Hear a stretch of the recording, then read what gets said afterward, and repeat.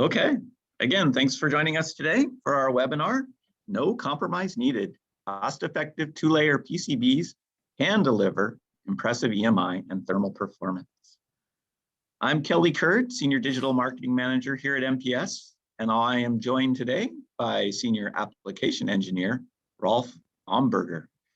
Rolf is gonna walk us through a presentation where we'll learn about the advantages of moving to a two-layer PCB design, the recommended schematic and layout, the various effects of the various layers, and the EMC results of the layouts as well.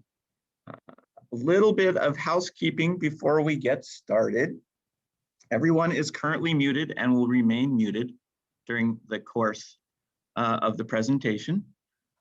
We will have Q&A at the end. You'll notice if you mouse over the bottom of your Zoom webinar interface that you'll see a Q&A button and you'll be able to click there and input questions. We do record the webinar and make the webinar materials available. So you can look for them at monolithpower.com/webinars. And we'll also send you an email reminder in the next few days.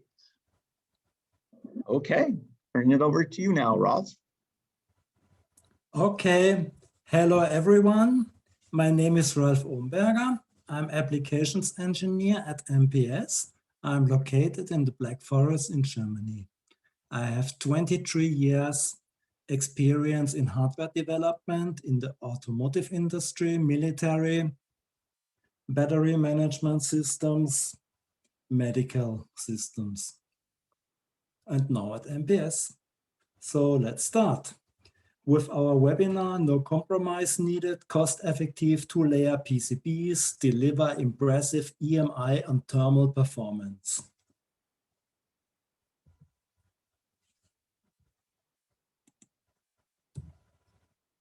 We are talking about our motivation, why we did it.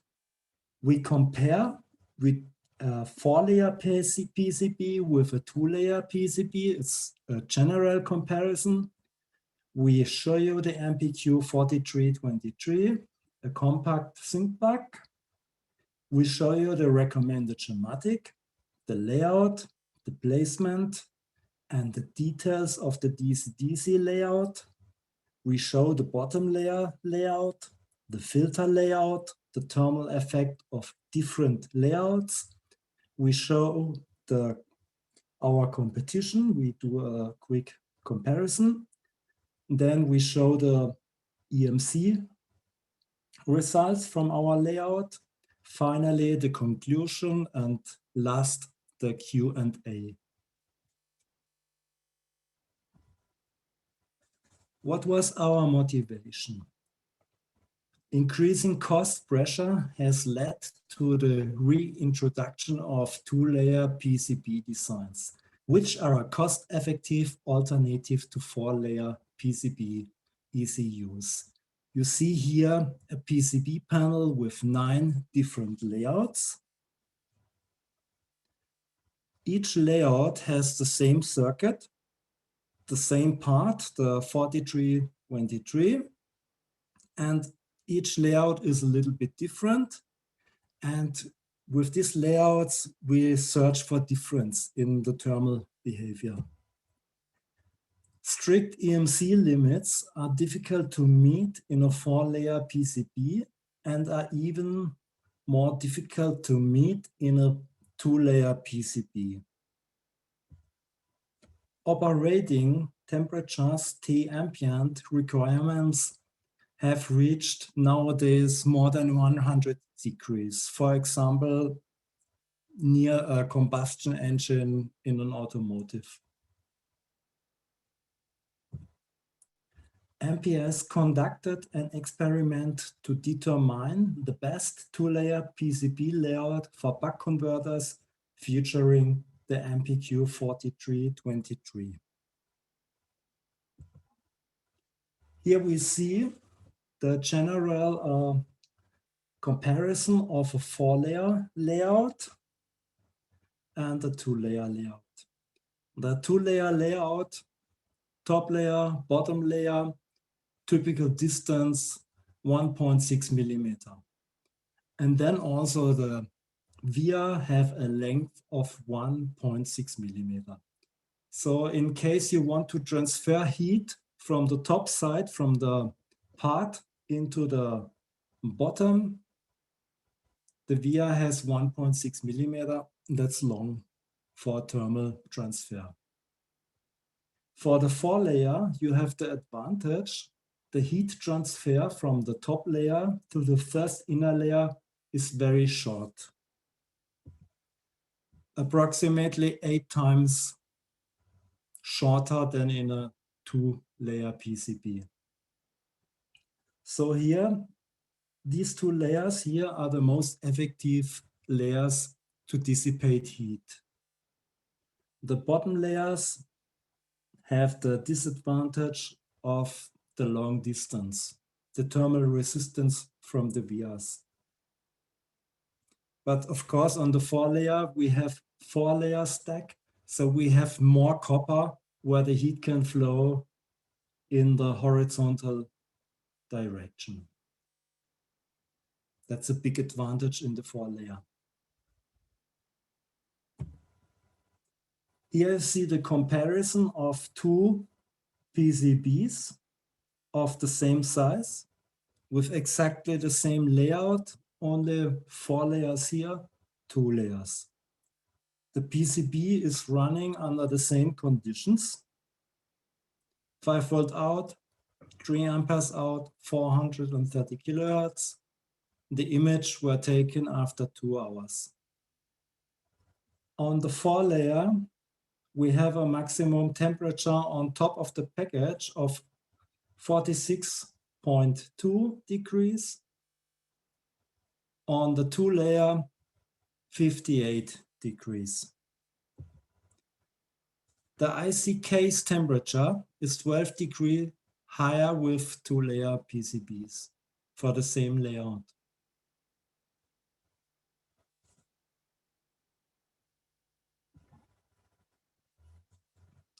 Here we have the MPQ 4322, a compact low IQ 36 volts 3 ampere sync bug. It's a new part. It's available in many pin-to-pin part covers from 500 milliamperes up to 4 amperes application. Has a very high efficiency of 96%. Switching frequency can be adjusted from 350 to 2.5 megahertz. It's available in adjustable output voltage with the traditional 2 resistors, or the fixed output voltage selectable from 1 volt up to 5 volt with the internal feedback divider.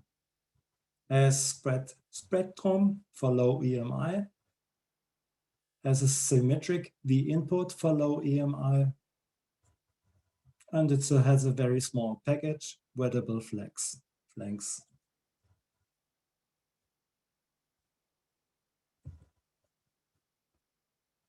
Our recommended schematic for the MPQ 4323 consists of the input, the load dump diodes, the first 2 high-frequency filters for filtering from noise coming from the switch, which goes this direction.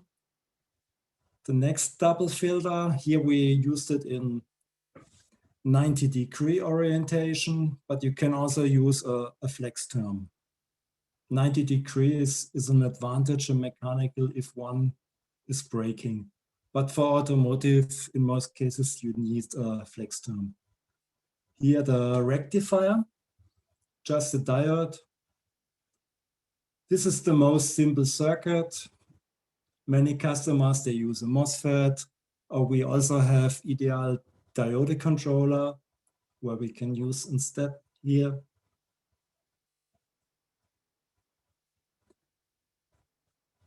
Output from the filter up to here. There is a ferrite bead.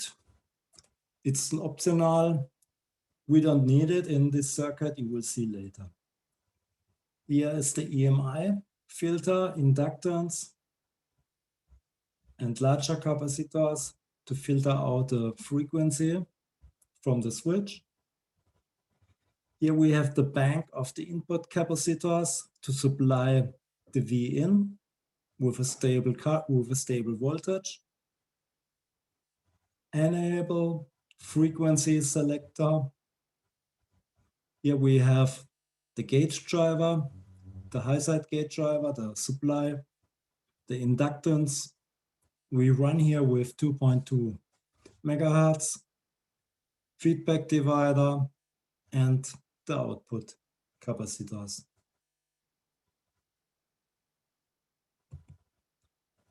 Here is the layout of our recommended 2-layer PCB.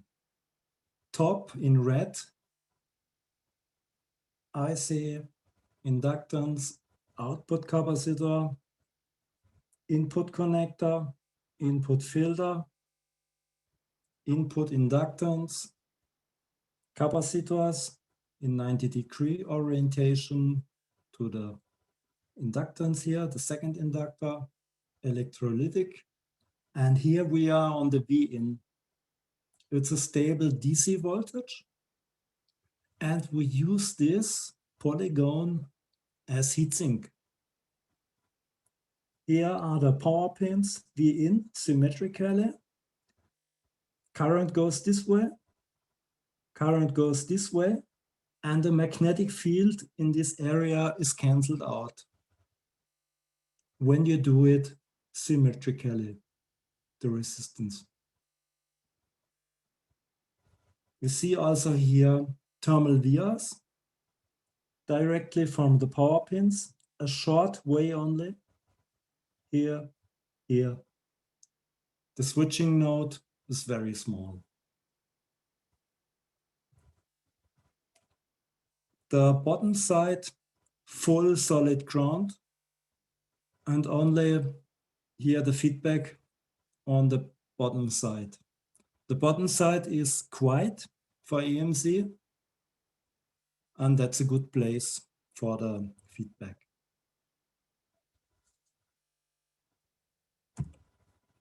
Here's the image of the PCB again. You see it better. Input filter, first inductor, capacitor. That's the first inductor viewed from this side. It's important to place the capacitors and the filters here, like in this 90-degree angle. So don't place this capacitor directly here. Then it would couple directly into the capacitor and from the capacitor into the coil. And here is a little bit distance, and the 90-degree is helpful. One in this direction, one in this. Current goes this way. It splits 50% here, 50% here. For the analog section, it's not in the magnetic field of the input current. Here we have the feedback resistors. They are a little bit away from the switching action. The long distance here from the output here is on the bottom, shielded, goes to here. The input capacitors, the smallest one, close as possible to the V-in and symmetrically to cancel out a magnetic field. Here is the switching node. Keep this polygon small as possible because it has a high dV to dt. It has a fast changing voltage, and it acts as an excellent antenna if the surface is large, but here it's small. Also keep the distance small because the heat from this pin, the switching pin, moves this way directly to the inductance, and the inductance is a heatsink also for the IC. That's the second reason. This one here is the boost section. It has high frequency signals for the high side gate driver. Keep it away from the analog section. But still close to the IC, that the wires, the high frequency wires, are short as possible. The output capacitors after the inductor, they are not so very much critical like these ones here. They have the higher transients. That one here has only the triangular. You could also place them here around the inductance. And here again, you see the thermal vias from the top side to the bottom side. Place them close as possible to the IC, just in such a line, so that the current can flow in between the vias. If you have too many vias, you have the disadvantage that you destroy the layer with too many holes. So keep it in a good balance. We made a layout here also with the test points to see we can also pass the EMC with test points.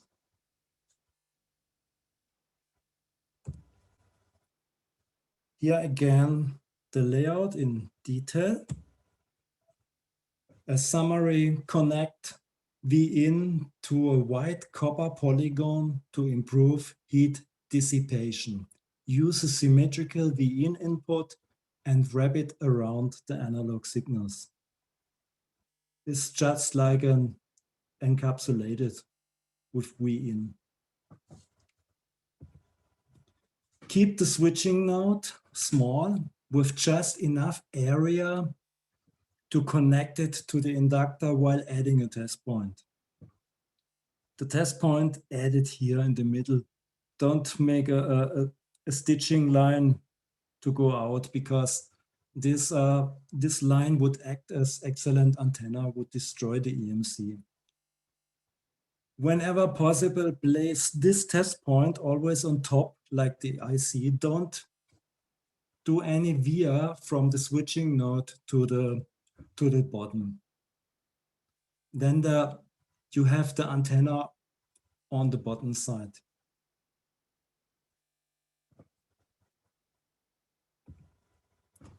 Connect power ground to a large plane. Avoid making any cuts around it. This means, example, don't place the feedback here on top. You would destroy the whole structure. Place it on the bottom here, the feedback line. Place several vias on the bottom side plane, especially near the inductor here. It also takes out heat from the inductor to the bottom plane. So these vias here, they are the most effective for the thermal transfer into the bottom plane. And they are also good for keeping the ESL, the parasitic inductance of the input capacitor, as low as possible.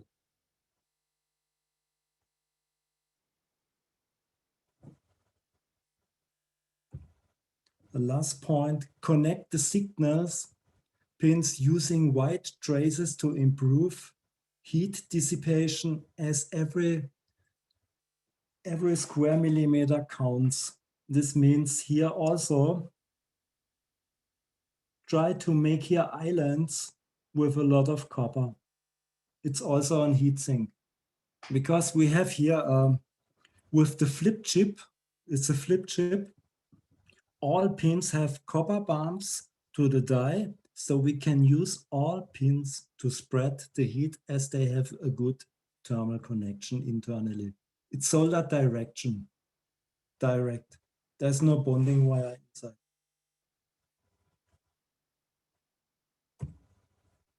The bottom side, when possible, avoid routing signals in the bottom layer.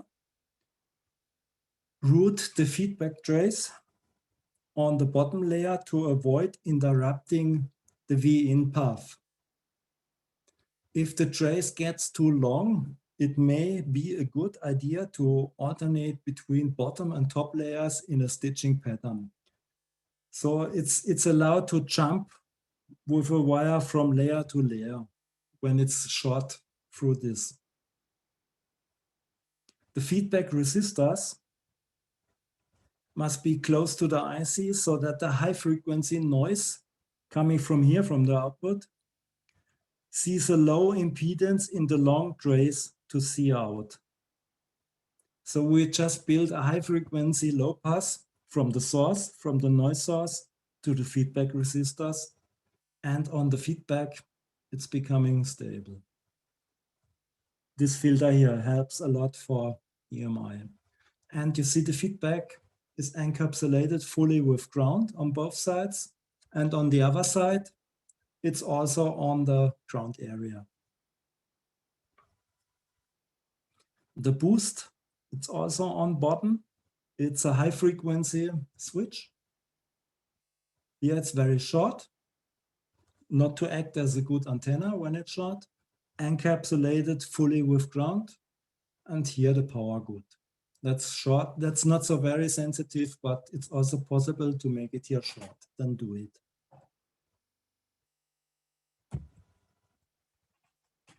The recommended filter layout, the connectors to the battery, going to the first high frequency capacitors, just place them one to this side, one to that side. The diode, the rectifier diode, this one here is the 90 degrees capacitor, can be also the flex term. The filter inductor, filter capacitors. You see the inductance and the capacitors, they are in 90 degrees to each other, so that the coupling path here is minimized. The same here, minimized coupling path. And here the first inductance. Yes, here again, place the small value capacitors very close to the connector. This helps filter higher frequency and is key to passing EMC. We had some designs where there is a long wire in between here that didn't pass the EMC. Okay, here again, 90 degrees or the flex term, whatever you prefer. Place the higher value capacitors close to the inductor in a symmetrical layout. Close means not direct here in parallel. Close means that this wire here, it's still a little bit noisy compared to this, and that one is the most quiet, and that one is the most dirty one, the most dirty DC. It's just to say it correct. It's DC, but it has still noise because here is the switching action, and here should be nothing seen from the switching action when you use a clever filter. When looking from the DC-DC converter, the inductor should be the first component of the input filter. This prevents high frequency noise from getting too close to the connector. This one here blocks most, and here it's clean. The thermal effect of different layouts. We have here a two-layer traditional layout. We run here with 5 volts, 3 amperes. The image is taken after 4 hours. A traditional layout has a cut in GND around the DC-DC converter, and V-in is connected on the bottom layer with a Y shape. And you can't see it here. It's on the bottom. Our recommended layout, it's exactly the same circuit, 4323, running with 430 kilohertz, 5 volts, also 3 ampere. The new recommended layout has a large V-in polygon to extract heat as well as a solid GND plane. It also has many more vias connecting the top and bottom. This one's here. You see here the vias in the yellow, they are very effective. They transfer a lot of heat to the bottom. And the result is very friendly, 6 degrees less. The top package temperature here, 40 degrees, and here 46 degrees. Only by the layout, with exactly the same size of the layout, the same part and the same conditions.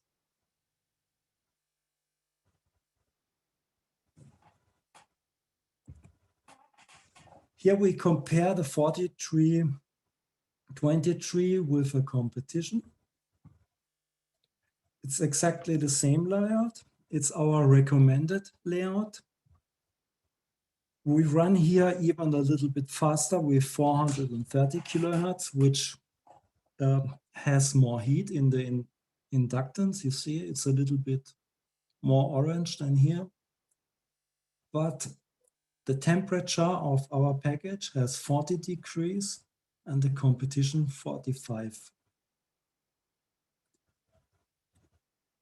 This is due to the internal lead frame of our package. It's very solid and massive and has a very good heat flow from the die directly to each power pin.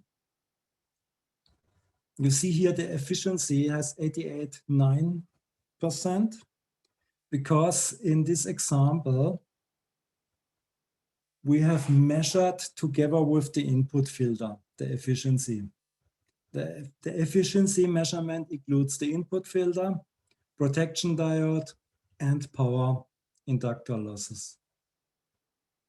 We have here a total loss of 1,841 milliwatts and the competition 1,961 milliwatts.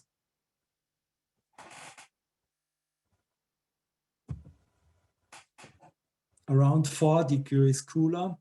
The observed difference was consistent when using a variety of PCBs. It was almost the same on all 9 tested PCB versions.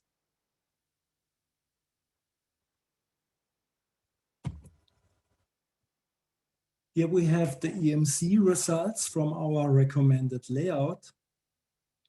CE means conducted emission. It's the CISPA 25 class 5.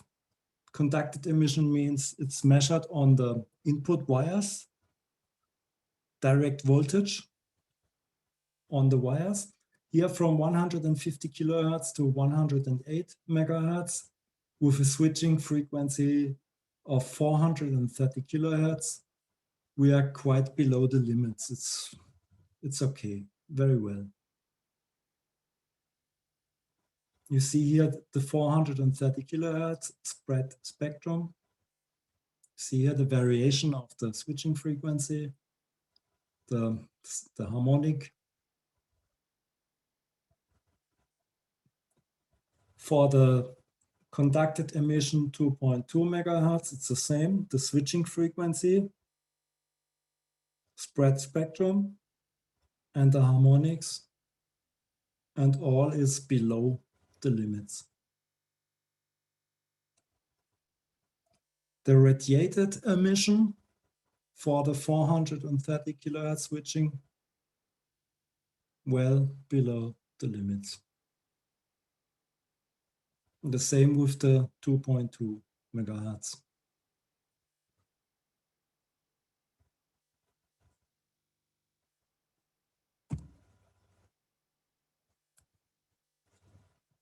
The radiated emission horizontal from 30 megahertz to 200 with the switching 430 kilohertz, well below the limits. The same for the vertical radiated emission for 430 kilohertz, well below the limits, and the same measurement for the 2.2 megahertz, it's below the limits. When you make some mistakes you can't pass these limits. But most engineers, they have this experience to get into the limits. It's our daily work.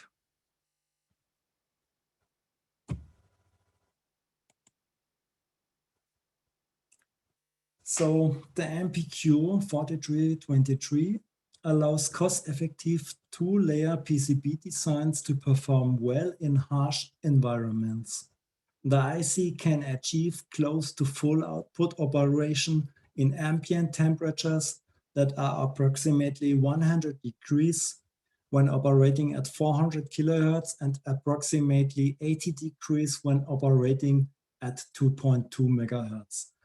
The MPQ 4323 is thermally superior to our direct competitor's part due to a larger bump connection to the lead frame and higher efficiency. A low-cost design can pass the EMI test with CISPA 25 and OEM limits with a sufficient margin. Customers' boards may have design constraints, but we are confident that this test can be passed with the space-saving MPQ 4323. Here a small note for the 2.2 megahertz. When given sufficient copper area for dissipation, this just means keep the polygons large to have a large heatsink wherever possible and use all pins as heatsink wherever possible. This keeps the temperature low in the die. Question and answers. Let us know your questions, please. Great, thank you, Rolf. Again, if you mouse over the bottom of your Zoom webinar interface, you'll see a Q&A button. Click on that and you can go ahead and type in your questions. While we're waiting on questions, I'll remind you that we did record the session. It'll be available on demand at monolithicpower.com/webinars by the end of the week. We'll also send you out an email reminder.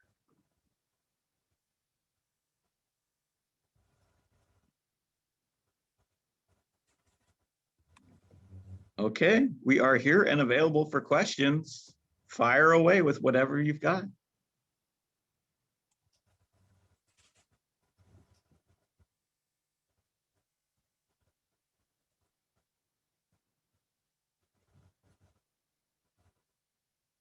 Well, Rolf, I guess you covered it all so thoroughly today that we don't have questions in this session. So sometimes good. It's sometimes good for the webinar. Then I said, explained all. Oh, there we go. We scared a couple in. So the first one, can we check all the tested PCB design patterns later? We had tested all of them for EMC, and we also made thermal images. What you saw in the presentation was the maximum difference, the worst and the best of these 9. But we didn't make mistake in any of the 9, so we don't make intentional nonsense on the PCB. We tried to follow the general rules, and we wanted to see which one was the best. And that's now our recommended layout. Very good, thank you. Next question. The L1, does it have copper between the pads? Yes, it has L1, stop. The L1 is the ferrite bead. We don't need it. We wired it. It was just an option on the PCB, but we tested it. We don't need it, and then we wired it.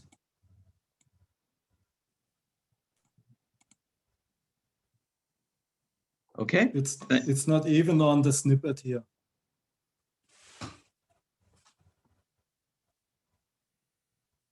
And also a question which comes often is, do we need ground under the inductance? Our opinion, yes, because it will shield the field from the inductor on the bottom side. So you only have the field on the top side. It's true, if there is copper, you will reduce your efficiency a little bit, a little bit. So if you have the goal of the extremely good efficiency, then remove the copper under the inductance, but then you have trouble with the EMC possible more. It's a better choice when we talk about the inductor. Choose a type which is flat, which has not much heat. For example, if you choose one with a small surface and big in the heat, you have a perfect antenna. When it's flat, you have quick a stray capacitance to the ground, which helps you to shield. And in addition, you can also place the capacitors around the inductance. Then the capacitors, they act as shield, because then the field from the inductor enters into the capacitor, which is directly shorted to ground.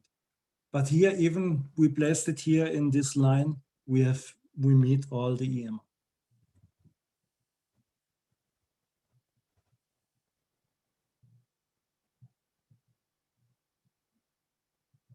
Okay, thanks, Ralph. I think we have a follow-up to the first question. Liking to see the different designs of the two-layer pattern closer after the webinar, so we can see the pattern of the measured EMC spectrums. Which one?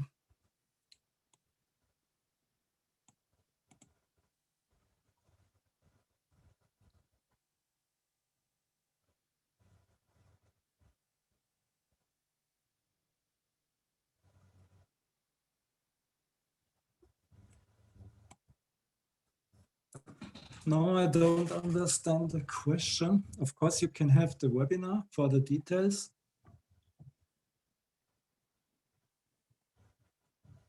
So if you'd like to try and clarify the question a bit, please type it in again.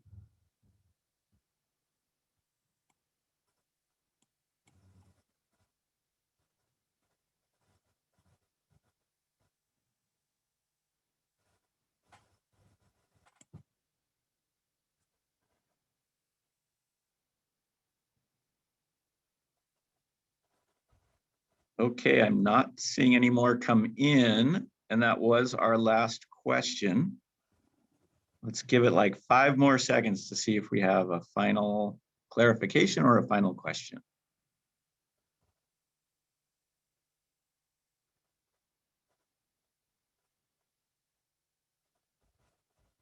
Very good. Thanks, everyone. It looks like there aren't any final questions, so we will call that good for today. Again, thank you for attending, and we look forward to seeing you in our future events.